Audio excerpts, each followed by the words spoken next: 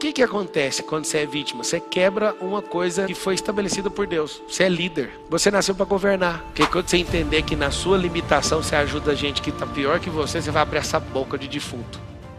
Primeira coisa que você vai tratar como inimigo, e tem que tratar essa coisa aqui, ó, chamada procrastinação. O que é procrastinar? A dica que eu te dou é que todos esses termos você saiba com clareza o que significa. O que precisamos de fazer em relação a inimigos? Precisamos conhecer o inimigo. Numa guerra, se eu tiver dois inimigos, eu tenho que escolher um para não ser. Aí você fala, como assim? É o seguinte, se eu sou inimigo de alguém e encontro um inimigo do meu inimigo, eu tenho que escolher um dos dois para ser amigo. Olha que loucura, presta atenção. Anota o código, é um código do Sun Tzu, é um código de guerra. Inimigo do meu inimigo é meu amigo.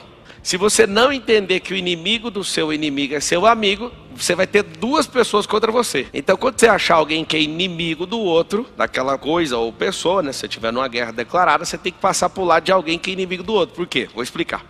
Fernando Henrique Cardoso sempre foi inimigo do Lula, sim ou não? Inimigo, entre aspas, né? Inimigo. A vida inteira, Fernando fala mal do cara. Geraldo Alckmin, a vida inteira, inimigo do Lula. Foi a vida inteira, não foi? Já viu ele abraçando o Lula alguma vez? O que você viu nessa eleição? Um cara que ficou de um lado e o outro, que é sedutor, sabe código de guerra. O que ele fez? Ele abriu mão, né, de conseguir as coisas sozinho, pegou todos os inimigos do Bolsonaro e fez com que esses inimigos do Bolsonaro, que também era inimigo dele, passassem a ser amigo dele. Então vocês vão fazer um triângulo assim, ó. Por que você tem que entender com clareza essas coisinhas aqui, ó. Essas coisinhas aqui, ó. Você tá nesse topo, você tem um inimigo de cá e aí aparece outro inimigo. Só que esse inimigo tá focado nesse, esse tá focado em você. E se você não juntar com esse aqui, você vai arrumar dois que vai arrumar a pressão pro seu lado. Se você tiver vários inimigos e não entender essa teoria aqui de guerra, você vai encontrar no meio do caminho pessoas que de forma gratuita vão te atacar. O que você percebe aí que aconteceu na política e vai ficar bem claro para você? Na política, o Lula abriu mão de todos os inimigos, transformou todos em amigos e juntou a maior pressão que você já viu da história contra uma outra pessoa. E o Bolsonaro estava que jeito? Com políticos, quase ninguém do lado dele. Então, fala com a boca agora para você entender. O inimigo do meu inimigo é meu amigo. Isso só vale em guerra. Porque se de fato você não suporta inimigo. E ainda mais inimigo do outro. Só que é uma grande oportunidade de você conseguir vencer. Pablo, o que você está falando? Fala com a boca assim, ó. Defeito é um grande inimigo. Só que eu preciso dele. Só em guerra. Isso vai mudar a sua cabeça. Algumas coisas você não gosta de fazer. Vai ter que fazer no estado de quê? De guerra. Como é que faz com a procrastinação? Primeira coisa que você tem que entender de procrastinação, entender com clareza. Então, qual é o significado? O significado de procrastinação, a ladra da alma. Procrastinação, significado, a ladra da alma. Então você tem três esferas, seu corpo, sua alma e seu espírito. Quem é a procrastinação? Sua alma está sendo roubada pela esfera menos importante. Qual que é a esfera menos importante? Seu corpo. A alma é eterna, precisa ser redimida. Seu espírito é eterno e está pronto. E seu corpo está sendo treinado. Quem é o mais importante? O espírito. Segundo, a alma. Terceiro, o corpo. O que é procrastinar? É quando o corpo, que é menos importante, que é o que dura menos aqui na Terra, está roubando a alma. É um furto ou um roubo. Já sei o que é. O que eu preciso fazer para parar de procrastinar? Responde para mim, vocês. O que eu preciso fazer para parar de procrastinar? Tem que fazer o quê? Primeiro, saber o que é. Tem gente que não sabe o que é procrastinar. Procrastinar é quando você deixa um ladrão entrar na sua casa. Sempre tem a clareza do significado. Depois você vai fazer o segundo passo. Crie uma analogia para te assombrar se for um inimigo. Então o que é uma procrastinação? Deixar uma pessoa entrar dentro da minha casa e roubar a minha casa e deixar dormir na minha cama. Você deixaria isso acontecer? Deixa assim. Quem ainda é ou até ontem era procrastinador? Levanta a mão. Dica para você parar de procrastinar. Algumas coisas precisam ser largadas, deixadas, canceladas, pausadas e foca só no que faz sentido. Quando você entender isso, a procrastinação vai diminuir, porque você está com uma vontade louca de fazer o quê? Fazer o tempo inteiro 1000 coisas. E não precisa de fazer coisas para completar esse ciclo e subir o próximo nível. Então vamos resolver a procrastinação. Eu já sei, eu crio uma analogia, essa analogia se chama âncora. Vou anotar aqui as 3 coisas que vocês têm que fazer. Primeira, letra C, clareza. Já entendi com clareza? Clareza. Segundo, tenha clareza do significado. Segunda coisa que eu vou fazer, criar uma analogia. A analogia, e aí você pode escrever no seu caderno assim, ó, âncora. Vou escrever aqui para todo mundo depois que chegar entender, ó. Clareza.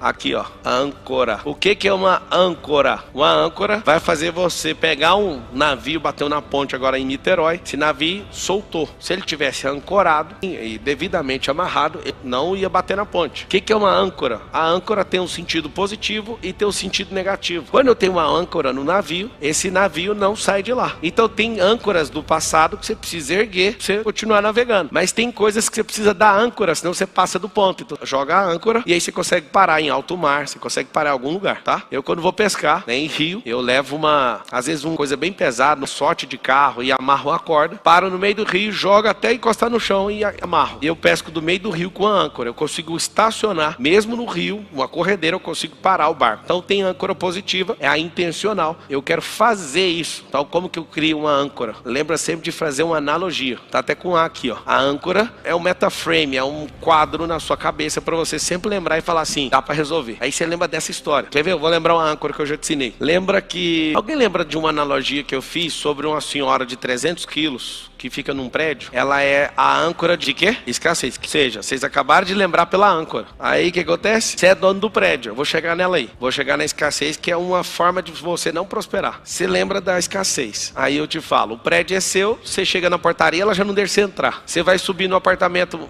mais básico que está no primeiro andar, ela também fica te acompanhando. Ela fica o tempo inteiro olhando. Quando você vence ela sobe pro segundo andar e deixa você ficar no primeiro. Aí você sobe pro segundo, ela fica te atormentando.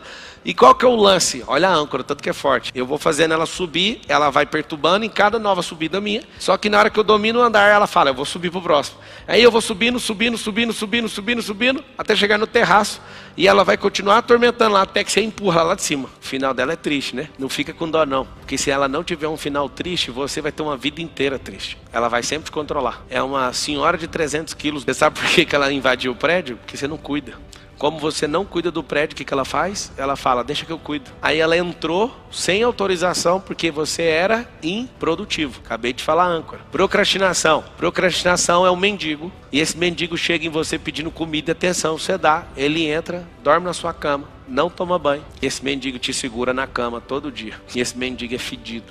Eu quero que você lembre que você que deixou e você continua, porque você fica com dó dele. Pra você ver o tanto que dó é importante. E aí você fala, eu vou sair para trabalhar. Aí era só falar pro mendigo, vai pra rua, filho. É lá que é seu lugar. Você não quer tomar banho, você não quer trabalhar, você não quer mudar, você não quer fazer isso, você não quer fazer aquilo, você não quer fazer? Não, não quero. Então faz o seguinte, vai pra rua agora. Lá é o seu lugar. Só que aí você fica com dó. Aí você fala, não, eu vou ficar olhando, vai que ele rouba as coisas. Aí você não trabalha mais, não tem ideia mais, não faz nada que precisa ser feito, nem dentro de casa você estuda. Aí o mendigo gosta de ver seu rios. Ele gosta de ver o TikTok. Aí ele vai, abre o TikTok. Aí ele fica do lado. Aí, isso aí eu gosto. Essa é a âncora.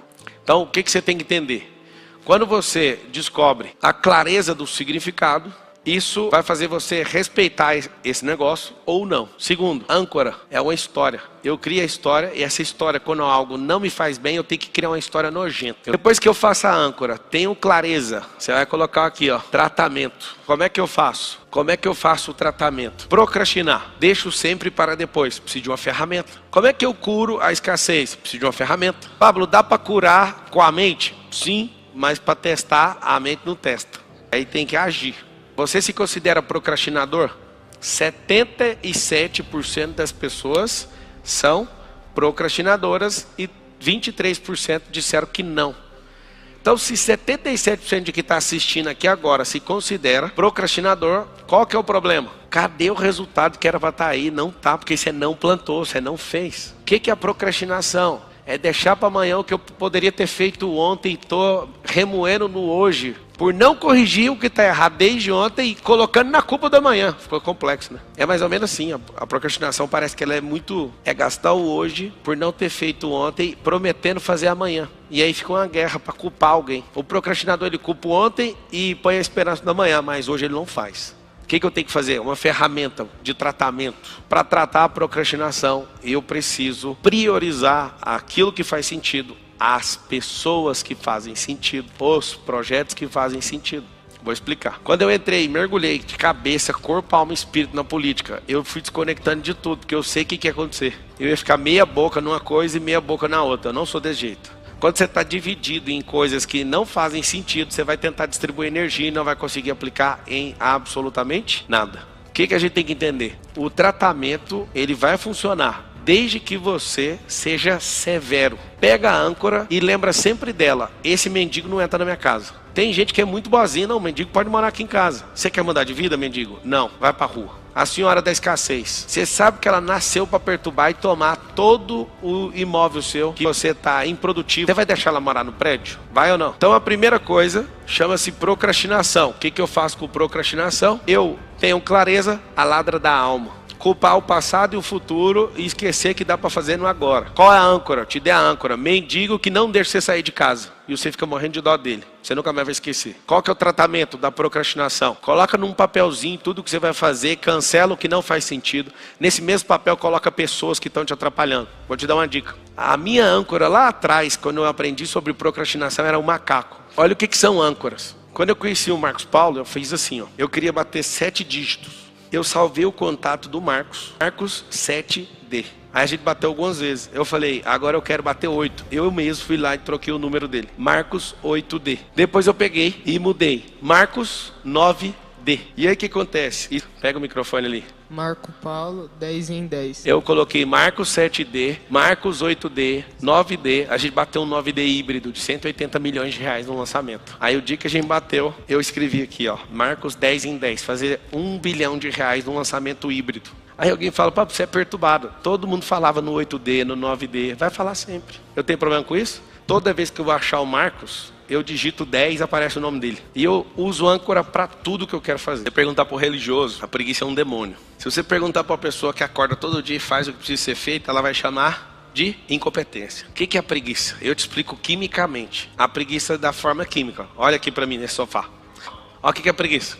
A gravidade está te puxando para baixo, para cima ou para frente? Para baixo, certo? Então eu vou deitar. Acabei de deitar, meu corpo acaba de entrar em repouso. Isso aqui é física. Vou ficar 1 minuto em repouso. Qual que é a tendência do meu corpo depois de 1 minuto? Continuar em repouso. E a cada tempo que eu fico nesse repouso, eu tenho uma certa dificuldade de voltar a ter o movimento, de vencer a inércia. Só física. Não vou falar nada aqui de crença, não, falando só de física. Então, para quebrar a inércia, eu acabo de deitar. Se você acabar de deitar e falar, vou levantar, você levanta. Mas cada tempo que vai passando, o seu corpo vai repousando, a sua corrente sanguínea vai diminuindo a pressão, tudo vai entrando nos eixos e você desconecta e fica quietinho. O que todo mundo acha assim, meu, morro de preguiça, não é preguiça. É porque você precisa de vencer a gravidade. Você tem que sair da inércia, você tem que sair, né, desse repouso. Não sei se você sabe, mas inércia não é ficar parado. Vou dar uma aula de física. Inércia é quando o corpo está num movimento contínuo, seja parado ou na mesma velocidade. Se eu estiver em 30 por hora e continuar sempre em 30 por hora, estou inerte. Olha que doideira. Tem gente que é zumbi andando. Eu estou sempre inerte. O que é inércia? A inércia é manter aquela constante. O que você tem que fazer? Você precisa tracionar para sair da inércia. Se eu sair do estado de repouso e da inércia que eu estou, eu vou ter que vencer, porque meu corpo ficou 6 horas, ficou 8 horas na posição horizontal. Aí esse negócio de levantar da cama, o tanto que é difícil. Já usei todas as técnicas. Ó, técnica número 1, há 10 anos atrás, jogar o travesseiro no chão. Aí eu não gosto de dormir sem travesseiro, o que eu vou fazer? Vou levantar para pegar o travesseiro. Outra técnica, jogar o lençol, jogar a coberta. Cansei de fazer isso. Técnica. Outra técnica, colocar o celular 3 metros de distância para ter que levantar por causa do despertador. Aí você vai levantar, né? Tem uma pessoa do seu lado, você não quer acordar, você levanta rapidão, desliga e fala, agora é a hora. Eu olho para a câmera e falo, eu volto ou não volto? Fala com a boca assim, ó, a preguiça é química. Vou falar outra coisa. Cada assunto tem um viés, tá? Por exemplo, toda vez que um religioso for tratar qualquer coisa, ele vai absurdamente chamar aquilo de demônio ou de coisa espiritual. Não está errado, porque tem demônio que entra, demônio lá que ele impera numa potestade de realmente improdutividade. Aí ele vê você que está feliz na improdutividade, ele tem brecha para fazer o que ele quer. Isso é fato. O que eu faço então para a preguiça? A preguiça é romper a inércia, que seja do 0 ou de 30, é sair daquilo. E é muito difícil, você ficou 6 horas, 8 horas deitado. Por isso você tem que achar um motivo para levantar. Como viver na preguiça? Fique na inércia. Tem preguiça a 30 por hora, tem preguiça a 60 por hora, tem todo tipo de preguiça. O que é uma âncora? Eu vou contar um negócio que vocês não sabem. Tem gente que vem aqui várias vezes, vê essa cena, mas você tinha que enxergar a cena aqui atrás do palco. A cara que eu fico aqui e a cara que eu faço quando eu passo nesse ferro aqui. Aqui tem um ferro. É uma âncora. Pegar em maçaneta de porta é uma âncora. Encostar em volante de carro para mim é uma âncora. Olha a âncora. Se eu pegar numa maçaneta, eu faço assim, ó. Se eu encostar no volante do carro, se estiver do lado, você vai rir. Eu faço assim, ó. E eu passo desse ferro aqui, ó. Você não tá vendo, ó. Aqui minha cara tá normal de alguém que não vai começar uma palestra. Quando eu encosto aqui, ó. Eu passo aqui, eu faço assim, ó. Troquei de ambiente. Se você quiser anotar essa âncora, faz muito sentido. Por quê? Porque a sua cara é ruim. A minha também. O que eu faço? Geralmente as pessoas que andam em super carros ou carros de luxo, essas pessoas sempre estão com cara de bosta. Vocês já perceberam ou não? Aí eu falei, toda vez que eu pegar no volante, sorri. E o que incomoda todo mundo é falar, nossa, mas você é tão rico, mas tão gente boa. Ou seja, as pessoas têm visão errada de gente rica. Como é que quebra essa crença? Eu preciso ressignificar isso, né? E eu dou conta de ressignificar na vida. Todo mundo chega perto de mim, todo mundo fala, mas não é possível um cara igual você, trata todo mundo bem. Mas esse é o normal da vida. Aí a pessoa encontra um monte de rico, pálpebrazinha, queixinho inclinado, peito sempre acima do ângulo. A posição, sabe? A pessoa tem nojo disso. Mas você sabia o que mais atrapalha a pobreza é a riqueza inadequada? É a postura errada dos caras. Então aquele senso de, sabe, do não me toque, aquilo bloqueia a cabeça de quem é improdutivo. Se você tem nojo de gente rica, você tem que saber uma coisa, não vai ser rico nunca. Tem a culpa do cara que faz isso porque acha que ele é melhor mesmo. Os ricos são assim. Eles acham que a posse qualifica ele para ele ser melhor que alguém que não tem posse. Eu não vejo diferença nenhuma numa pessoa para outra. Por quê? Porque o que qualifica a pessoa para mim é ela saber quem ela é. Se eu vejo uma pessoa rica que não tem identidade, só tem dinheiro. Dinheiro acaba. Dinheiro troca de mão. Identidade não. Quando ativa, acabou. A gente tem uma dificuldade aqui no lugar que a gente mora, que as pessoas chamam a gente de novos ricos. Eu prefiro ser um novo rico do que ser um novo pobre. O que está acontecendo com esses novos tempos? Tem gente por conta da tecnologia ficando muito rico e tem gente por conta da mesma tecnologia que não migrou os negócios, está virando um novo pobre. Tem um negócio chamado inversão social. O Brasil, dos 197 países do mundo, é o país que mais tem inversão social, sabia? De rico ficando pobre e de pobre ficando rico. Talvez vocês não saibam da história, até é interessante você saber. Um dia eu cheguei, hoje nós estamos de boa, estamos felizes, eu e meu vizinho, mas um dia ele estava lá bravo demais, tomou umas. Cheguei de Ferrari e ele, que esse carro barulhento? Eu, tá bom. Aí eu fui descer do carro, eu tava gravando meu filme para rodar no Netflix e tudo. Tava com a equipe, com as câmeras tudo ligadas. Ele chegou e meteu um empurrão em mim. Pum! No meio da rua. Aí a esposa sai e fala assim, você é um rico que não sabe gastar seu dinheiro. Eu falei, o que vocês têm a ver com isso? Aí eu fui, tem como parar, o que foi? Fazendo pergunta e tal. Aí eles começaram a me xingar, me deram um empurrão. Calma, gente, vocês estão doidos, eu tenho emocional para aguentar. Calma, relaxa aí todo mundo. Respira. Aí ele me xingou de tudo. Me empurrou, me xingou, tudo.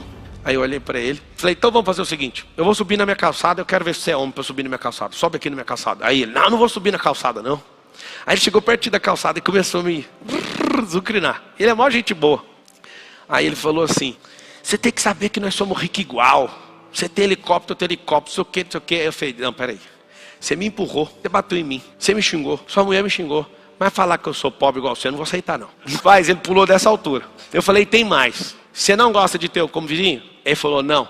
Então pode vender essa casa e ir embora dela, que essa casa é minha agora. Pode pôr o preço nela e pode ir embora. Você acabou a discussão, o cara murchou, a mulher saiu. Então faz o cheque, é só falar quanto e pode sair da casa. Leva só as roupas e deixa tudo aí. A história é, o cara me empurrou. A mulher dele me empurrou, eles me xingaram, tiraram meu espaço, tudo, não importei. Só que aí eu tô lá de boa, aí eu coloquei um muro emocional, né, que era a minha calçada, ele cessou, aí veio com essa conversa. E ele falou, não, a gente é rico igualzinho. Eu falei, você me xingou, você me bateu, você fez isso, a mulher também. Agora pobre igual você, eu não vou aceitar não, vou rebaixar não. Aí o trem ficou azeitado. Aí fui dormir, quando eu fui deitar, a esposa dele liga e fala, sai daqui, vai embora pro Goiás. Tô contando isso com muita alegria, porque eu mesmo, um dia vi ele passando na porta, eu cheguei, vizinho, você é amado e tal, abracei. A Carol viu, ela falou, eu não suporto ver você fazendo essas coisas. Você é muito cara de pau. Eu falei, mas eu não fiz nada. Eu tenho um problema. Quando você começar a prosperar, você vai arrumar problema de graça, sabe disso, né? Graça, não sei explicar. A prosperidade incomoda. Quando eu descubro a clareza do assunto, a âncora precisa ser instalada, ativada. Eu parto para o tratamento. Vamos fazer aqui a escassez. Escassez. Escassez é uma palavra incrível que termina com um Z. Escassez. Vamos pegar a mesma coisa que a gente acabou de fazer. Você volta aqui na tela. Tá aqui, ó. C-A-T. Você vai fazer a mesma coisa. Ó. Escassez. C-A-T. O que é a clareza da escassez? A escassez é um buraco na caixa d'água. Pelo amor de Deus, higienize o cérebro. Anotem uma tarefa: higienização cerebral. Por que limpar o cérebro? Para ele ficar mais potente. Se você limpa seu cérebro, você vai ter uma garantia: seu cérebro vai ficar mais potente. Vou dar um exemplo. Alguém que está sentado aqui na primeira fileira consegue ver um quadradinho de luz que está aqui? Consegue? Onde você está? Você consegue ver que tem milhares de quadradinhos ou não? Cada LED é um diodo emissor de luz. É como se fosse o pixel da televisão. Quando você olha isso aqui é como se fosse o seu cérebro. Cada luz, imagina que cada luz dessa é uma caixa gigante, cheia de informações, cheia de tranqueira. E isso aqui é seu paredão de informações. E aí você quer falar coisas impressionantes. Clareza de escassez. O que escassez é? Escassez é furo na caixa d'água. Eu posso vir com a mangueira, eu posso pegar o caminhão de bombeiro e encher, vai vazar. Eu posso dar na mão do escasso, qualquer tanto de dinheiro, vai acabar. Vai acabar. Então a clareza é um furo na parte de baixo da caixa d'água. Qual a âncora? Escassez é uma bruxa de 300 quilos que tomou a administração do seu prédio por improdutividade. Não sei se você sabe, na lei, a lei autoriza invasão de propriedade privada. Você sabe disso ou não? Autoriza? Qual que é a destinação dos patrimônios privados? Claro que a Constituição Federal também defende, né, que esse patrimônio é seu. Você não paga os impostos do Estado para manter a responsabilidade social, pode tomar isso de você. Ele toma isso de você porque você não está contribuindo com a sociedade, mesmo que o patrimônio seja seu, ok? E se você vê que está em abandono esse negócio e ninguém tomou providência, tem gente que entra no imóvel, usa o Código Civil e pede uso campeão. Mas tem terreno sendo regularizado por improdutividade e abandono. O diabo toma sua vida por abandono. Um monte de gente invade imóveis urbanos e rurais por improdutividade. Gente folgada também toma sua vida. Porque ele olha para você, ele é seu amigo, fala: você não faz nada com sua vida, deixa eu cuido. Sua vida virou extensão da minha. É folga ou não? Mas a culpa é sempre sua. Então na escassez, escreve a âncora. Bruxa de 300 quilos que invadiu. Pablo, por que você está pegando no pé? Só porque ela tem 300 quilos? Porque a escassez, ela não tem movimentos rápidos, ela vai ser sempre lenta e vai sempre tentar te deixar para fora das suas coisas, e ela tem que ser essa figura bem nojenta e tosca para você perceber que ela não vai deixar, ela não vai andar rápido, ela vai ser bem lenta. Ela já é uma bruxa 300 quilos invasora. Se você conseguir ridicularizar as âncoras, é mais fácil de você lembrar também. Qual que é o tratamento da escassez? Quer tratar sim ou não? Cardápio, tampa o lado do preço. Quer tratar a escassez? Põe dinheiro debaixo do sapato aqui, ó. Cansei de fazer isso. O método para vencer a escassez chama disponibilidade de recurso. Eu anotaria isso aí se você tem esse problema. O que eu fiz? Assim, vestia a meia, colocava a nota, o tênis e vestia. E eu ficava o tempo inteiro com a nota de 100 falando assim, ó: o dinheiro é meu escravo, o dinheiro é meu escravo. Aí você fala: pá, isso é um trem idiota. Não é. Pegava o porta-luva do carro, colocava dinheiro. Gaveta na empresa, dinheiro. Todos os lugares, dinheiro. Todos os lugares, todos os lugares, todos os lugares, todos os lugares, tudo. Aí alguém fala: mas nem tem esse tanto de dinheiro. Põe nota de 2. Tem gente falando: eu queria pôr, mas não tem esse tanto de dinheiro, né? Isso é uma besteira que você está falando. Pega em notas pequenas, mas chama disponibilidade de recurso. Essa geração que anda com dinheiro de plástico mostra quanto você tem de dinheiro. A maioria não tem nem dinheiro lá dentro. Tem o quê? Crédito. E crédito não é disponibilidade de recurso, tá? Por que eu estou pedindo para você fazer isso? Porque isso é um tratamento de escassez. Teve uma vez que eu fiz isso num treinamento, foi incrível. Tinha 40 pessoas, eu falei para eles: levem a nota de 100. E eles ficaram 4 dias comigo no treinamento. E aí o que acontecia? Todo mundo passava o treinamento com essa nota aí de baixo. Chegava uma hora que a pessoa entendia, ela arrancava e jogava o dinheiro em qualquer lugar, no meio da chácara onde era o negócio. E aí o que acontecia? Eu falava: você pode pegar seu dinheiro. Não, tô nem aí. E aí a desconexão era tão forte. Esses grupos prosperaram tanto. Porque quando você entende o que o dinheiro é, rola um desapego, você desconecta disso e isso vira seu escravo. Pablo, se eu fizer direitinho, isso é um tipo de tratamento. O disponibilidade é colocar ele aqui vai fazer você entender que ele fica debaixo dos seus pés. Tem gente que coloca o dinheiro sempre aqui no olhar, e isso está tomando a visão, dinheiro sempre na frente. Casar, dinheiro na frente, ele nem olha a pessoa, ele olha dinheiro. Ele vai relacionar com Deus, o dinheiro fica na frente, assim, ó. Deus me abençoa, senão eu não vou te servir. É mais ou menos assim a oração. Ele faz uma oração bonita, mas no final você acaba escapando assim, né? Sempre dinheiro. Ele vai casar com alguém, ele vai ter amizade com alguém, dinheiro, tudo é dinheiro. Tem gente que tem dinheiro no nível do olhar. Tem gente que tem na boca, parece que tem umas notas de dinheiro lá dentro, ele só fala de dinheiro, dinheiro, dinheiro, dinheiro. Olha, Pablo, eu estou ouvindo você a semana inteira, você está falando de dinheiro, estou falando para você, porque eu nem lembro disso. Eu só desfruto, desejo e mando comprar. Se eu não desse aula disso, nem ia falar disso. Não faz nem sentido. Tem gente que fica com o dinheiro só na boca, falando. Agora, quando alguém tá com o dinheiro bem aqui, ó, no respirar, no pulmão ou no coração, quando a pessoa ama dinheiro, ó. Aí tem gente que é bem top, consegue vencer na vida, vai baixando o dinheiro. O dinheiro começa no topo da cabeça, só pensa nisso, só vê isso, tudo é dinheiro. Depois é boca, depois é peito e pulmão, e depois é intestino. Aí os que conseguem fazer o dinheiro ir pro bolso, trabalhar, aí ele fala, o dinheiro é aqui, ó. Não, o dinheiro você tem que continuar descendo até ele ficar por baixo de quem você é. Fala assim comigo, o dinheiro é meu escravo. Eu acabei de criar mais uma âncora. Qual o maior nível de escassez? Se o dinheiro estiver debaixo do pé, mostra se eu controlo o dinheiro ou não. Olha aqui. O dinheiro está debaixo do meu pé. Eu piso nele. Eu uso ele de suporte.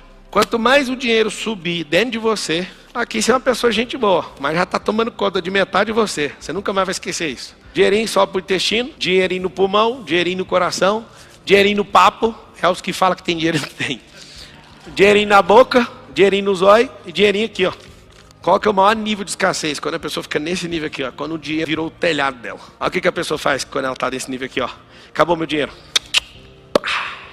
Pessoa que o dinheiro fica aqui de baixo, ó, pode acabar que ela não tá nem aí. Vocês entenderam ou não? Qual que é a relação de riqueza com o dinheiro? Quanto mais baixo você conseguir colocar, mais você vai dominar. O bolso significa que está na metade do caminho. Porque dinheiro tem que estar em todas as frentes, mas tem que ser dominado em 100% dos casos. Como é que eu trato então? Acabei de mostrar uma forma de tratar. Disponibilidade de recurso. Colocar na sua mente que esse negócio é escravo e suporte. Dinheiro é suporte, tá? Você vai fazer uma viagem, ele é um suporte. Imagina a mesma viagem ser um suporte. Eu não sei se vocês já foram pobres, eu já fui. A gente não podia gastar dinheiro, então a gente fazia as farofas, os trem. Aquilo era brilhante. Eu falo pra Carol direto, vamos fazer. Ela fala, não, fica só na saudade isso aí. Aquela panelinha de alumínio, faz aquela farofa, marca aquele paninho cedinho. Mas quantas vezes que eu fiz isso com meu pai, era massa demais. O que acontece? Quando você sabe o tratamento, você só vai ficar essa coisa se você quiser. Você sabe a ancoragem, você tem clareza, então dá tchau pra escassez. Qual que é o segredo? Lembra do prédio. O prédio da escassez, na verdade o prédio é seu, foi invadido. Eu desconheço uma pessoa que conseguiu ouvir ou ler um livro, saiu do térreo e foi dominar lá no topo. Não vai. Cada coisinha que você vai vencendo é isso aqui, ó. Ó, degrau. Aí você sobe o pavimento, degrau. Onde está o segredo? Quando você terminar os degraus, você venceu o pavimento. Amadureceu, depois outro pavimento, pavimento, pavimento, pavimento, pavimento. Chega daqui, você taca ela lá de cima. A escassez é vencida por camadas. Então são degraus e depois pavimentos. São andares. Depois que você tomar o prédio de volta, você tem que tacar ela lá de cima. Fechou? Vamos para uma coisa que está matando. Várias pessoas estão me ouvindo aí, ó. A coisa mais nojenta que eu já vi um ser humano fazer. Vitimização. Qual a ancoragem que você chama de vitimização? Tá aqui, ó. Eu chamo de gato gago. Gato gago. O gato vai fazer... Não faz? Aí ele gago. Ele não dá como falar miau. Ele é um gato gago. Então quando ele vai soltar o miau, ele faz ou seja, é mimizento. Uma pessoa que é próspera, ela não é mimizenta. Você escolhe ser uma pessoa ou você já é mi. O que é hoje e agora, hoje e agora, hoje e agora, no corpo, na alma e no espírito. No espírito é mimizento. O que é milindre? Intenso. No corpo, na alma e no espírito. Quando você vê uma pessoa melindrosa, ela é doente. Quando você vê um melindroso, desculpa falar, mas tem que saber que é verdade. Tem alguém que é hipocondríaco aqui? Para quem não sabe o que é, tudo é remédio. Esse é melindroso no corpo. Então tem que tratar a sua alma, se é melindroso na sua alma. E quem é melindroso do espírito? Quem não sabe de onde vem nem para onde vai. Aí você passa, aí não me olhou, é mimizento. Quem é vê uma pessoa que e aí não dá atenção, ela fala assim, deve estar num dia difícil. E vai embora. Fala na moralzinha, você tem um mimizinho aí, não tem ou não? A pessoa tá comigo, a gente faz um negócio junto, ela fala, foi eu que fiz. Rapaz, eu ficava até com febre no passado. Um dia eu quase capotei um carro meu porque alguém ia saindo da empresa. De tanta raiva. Eu ganhava todos os prêmios que alguém falava assim, ó, tá competindo. Ih, esquece, vou bater esse resultado. E batia. A pessoa ia dormir, eu ficava acordado. O Pablo é muito inteligente. nunca reconheci isso, com toda a humildade do meu coração. Eu sempre entendi o seguinte: se alguém é bom pelo dom, eu sou no esforço. Porque no dom a pessoa faz em 1 hora, eu faço em 10. Isso é quando eu não sabia fazer. Até que eu descobri que qualquer dom, qualquer pessoa tem. Como é que faz para qualquer pessoa descobrir qualquer dom? Tem que deixar de ser qualquer um e tem que ir atrás e escavar. Vou explicar. O que é o dom e o que é uma pessoa que não tem um dom? A pessoa que não tem um dom está a alguns metros de distância dessa escavação, desse minério. Deixa eu explicar uma coisa para vocês. Quando uma pessoa parece que nasce com um dom, significa que aquele minério está à flor da pele. Então ela acha com as mãos. Só que tem gente que não está. Então o que ela tem que fazer? Escavar. Está lá dentro. Vou contar um segredo para vocês. Não falta nenhum minério, nenhuma pedra preciosa, nenhum tipo de gás. Não falta nada no seu corpo. O seu corpo é a cópia da Terra. O seu é uma mini cópia da Terra. Carbono, nitrogênio, oxigênio, hidrogênio. Tudo tem no seu corpo. Tudo. Aí você fala, não é possível. Tudo está aí. Só que o dom, eu anotarei isso. O que é o dom? O dom é algo ou uma qualidade que não precisa ser treinada. Ela está à flor da pele. Tem gente que você pega um violão, põe na mão, a pessoa faz assim, ó. Aí ele troca a nota assim, sem ninguém ensinar. É só de ter visto alguém fazendo. O dom, o fulano tem dom. O que não tem, tem que pegar uma reta escavadeira e ir escavando. Achou. Quando ele acha, o dom daquele primeiro custou 10 horas, o do outro custou 1.000. Sei se você sabe, para você virar perito em qualquer assunto, a base da perícia são 10.000 horas de exercício. Sabia disso? Quem que aguenta 10.000 horas de exercício? 10.000 horas de exercício são 1 ano sem dormir, mais 3 meses. O que você acha? Não, moça. 1 ano e 3 meses sem dormir significa que você precisa 3 anos só dormindo. Aí você vai dormir, aí você vai parar de comer e aí você vai ficar só por conta disso. Se você não comesse, não dormisse, não tivesse necessidade fisiológica, fizesse mais nada, em 1 ano e 3 meses você viraria perito de qualquer coisa. Só que você não vira. Tem um outro problema que vai te deixar assustado agora. Quando você vai aprender uma coisa complexa, você não consegue se envolver com essa atividade por mais de 2 horas por dia. Ou seja, você vai ficar perito só depois de 10 anos. Tem gente que fala, não, eu vou ficar. Tem alguém aqui que já treinou para tirar PPH, pilotar helicóptero ou não? A gente vai fazer uma aula, faz por 10 minutos, porque o corpo inteiro endurece. Aí você fala, vamos fazer 1 hora. Baixa o proveito e tem que parar. Instala, regula o cérebro e amanhã você pilota de novo. Se alguém quiser te enganar, ele deixa. Você fazer uma coisa bem complexa, você ficar retorcendo os nervos assim, ó. Como é que segura um trem daquele para pousar? Aí você faz 10 minutos, seu corpo fala assim, ó, fiz as contas, parece 2 horas de exercício. Porque você fica tenso. O negócio não responde o comando.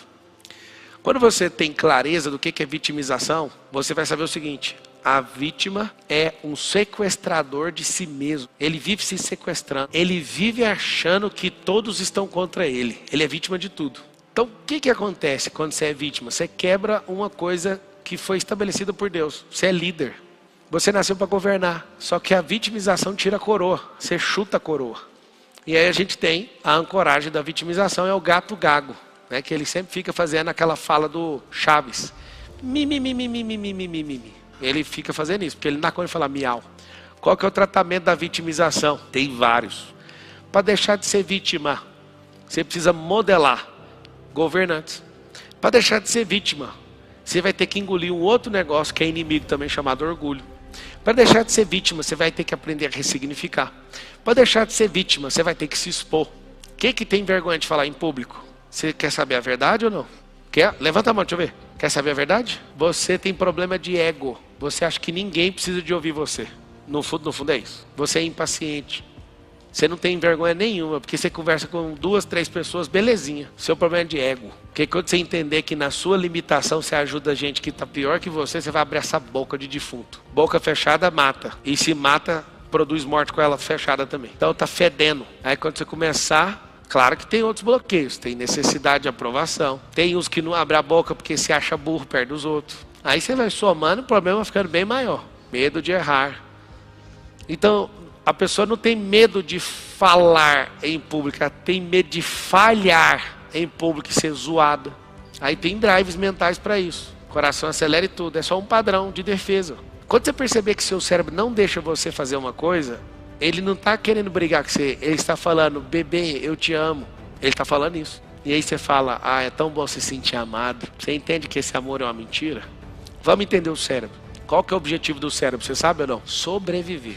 Tem gente que tem filho não é para cumprir o propósito, não é para treinar. É para continuar sobrevivendo a sua cadeia de DNA automática, inconsciente. E o mais engraçado é quando você é enganado com algum tipo de crença, você não quer ter filho. Seu cérebro fala, é bom mesmo, sabe por quê? Porque vai dar trabalho. Aí o seu cérebro vê mais vantagem em não ter filho, de forma consciente, do que o inconsciente querer reproduzir o DNA. Alguém coloca uma linha de comando na sua cabeça. É difícil demais ter filho numa geração dessa, sim ou não? Aí eu fui e criei outra linha, é a que eu ensino e vivo. O mundo tá ruim demais porque você que é bom parou de quê? Reproduzir. Eu sei que algumas pessoas estão me assistindo e têm dificuldade de engravidar. Eu vou falar o que eu penso sobre isso. A pessoa que eu vi da minha convivência que não conseguiu engravidar levou 10 anos. Eu ajudava e falava, relaxa. Entenda que o interesse de você ter filho, em primeiro lugar, não é seu, é de Deus. Foi Ele que mandou você crescer, encher e multiplicar essa terra. Coloca isso na conta dele. Tem mulheres que não conseguem ter filho uma vida inteira. Aí ela vai lá, adota uma criança, relaxa no assunto e engravida. Significa o quê? Você pode sim. O fato de você não estar nesse exato momento conseguindo, isso é uma fase. E se milagre não existisse, o relaxamento existe. Mas eu acredito que o milagre existe, isso vai acontecer. Agora é muito duro, né? Você vê uma pessoa que não pode ter, o que ela mais quer é ter um filho. É o que pode ter, cai em conversa e não quer. É a coisa mais doida que eu já vi. Os milagres existem. Meu primeiro filho foi assim, ó. Ele não vai nascer. Eu falei. O médico falou? Foi. O médico, ele não pegou essa aula. Não tá na grade curricular de medicina. O beijo, esse é o primeiro, o Lorenzo. Não ia nascer, não. A Carol tinha sangramento infinito com aquele cara lá. E o Lorenzo era prometido. Não ia nascer. Eu falei assim, está sendo perseguido desde o ventre. É um cara que eu tenho que proteger até depois do fim. Beija-me. Eu nunca esqueço. A gente chegando numa consulta, vendo o exame, ultrassom do beijo, e o beijo me crescia e o pulmão dele não crescia em 3 ultrassons diferentes. Aí o médico falou, ele vai nascer com problema, então não vai nascer. Eu olhei, falei, isso aí acontece. Ele falou, não acontece, né? Eu falei, acontece lá em casa. Lá em casa todo mundo é perseguido. Terceiro filho, Miguel, nasceu dentro do carro, foi pra casa. Do nada, o homem apaga. Chega com o coração parado no hospital. A Carol ficava doida, nós fomos pra UTI. Eu tenho que entender que todo mundo carrega uma promessa. E alguém que entende que essa promessa ela vai explodir e vai afetar milhões de pessoas, alguém quer impedir isso.